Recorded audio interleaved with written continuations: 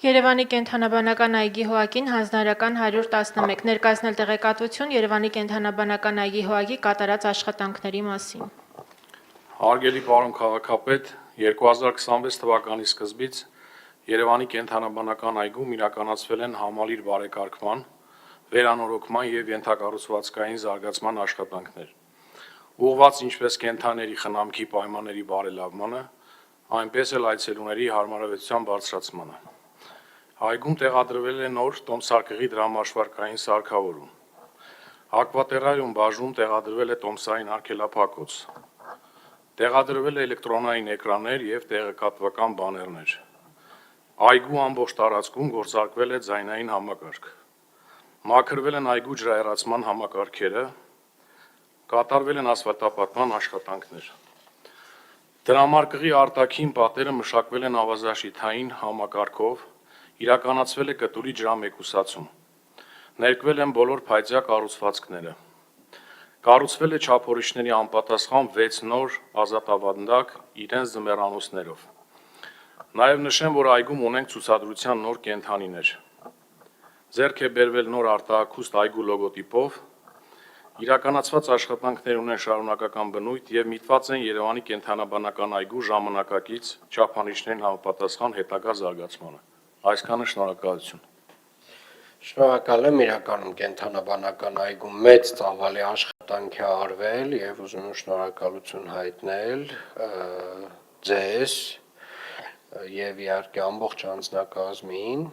եւ կարծում եմ այս աշխատանքների շարունակականությունը պետք է ապահովենք այգու ընդլայնման մասով եւ միակ խնդիրը, որ դեռևս առկա է, դա այգու տարածքում գործող այդ սրճարաններին է վերաբերվում, որովհետև մեր այդ նախորդ մրցույթներով ոնց որ տենց լավ չլուծվեց, այնուամենայնիվ ինչ որ անընդհատ որոշակի դժգոհություններ լսում եմ այդ մասով, այսինքն հենց բուն կենդանաբանական այգու չգիտեմ վճարումները մյուսը բոլորը կանխիկ բոլոր տարբերակներով հնարավոր է, իսկ ինչ որ այդ սրճարաններում հələ որ տենց 90-ական 2000-ականների հոգեբանություն եմ զգում եւ սա նշանակում է որ էլի պետք է անդրադառնանք այդ հարցին, այդ մարդկանց եւ մի հատ էլ շատ կարեւոր արձանագրում անեմ սրա հետ կապված, իրականում այդ հնի մտածելակերպով անձինք, ովքեր որ նախկինում ինչ որ մի տրամաբանությամբ աշխատել են, իրանց շատ դժվար է տրանսֆորմացնել։ Իրանց դժվար է վերափոխվել, ճկուն լինել։ Իրանք մնում են այն տրամաբանության մեջ, որով որ աշխատել են։ Եվ իրականում մեր բոլոր տնտեսվարողները, լինեն այգու վարձակալներ, լինեն այս տեսակ սրճարանների աշխատացնողներ, իրանք կամ պետք է գիտակցեն, որ իրանք առաջին հերթին իրենց մտածելակերպը, իրենց մտածողությունը պետք է փոխվեն, համապատասխանեն այս դարին եւ այս դարի Երևան քաղաքի պահանջներին, կամ էլ պետքա գնան ուրիշ գործերով զբաղվեն, որովհետեւ տենց անընդհատ իհարկե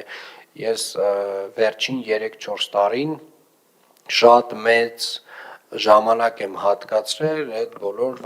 տարբեր վարձակալների հետ տարատեսակ բանակցություններին եւ 90% դեպքերում փորձը ցույց է տալիս, որ հին տրամաբանությամբ աշխատած մարդիկ ուղղակի նոր տրամաբանությամբ չեն կարողանում լուծումներ տեսնել նույնիսկ։ Իրենց մոտավորապես այդ բանն են բուտկեն են պատկերացնում էլի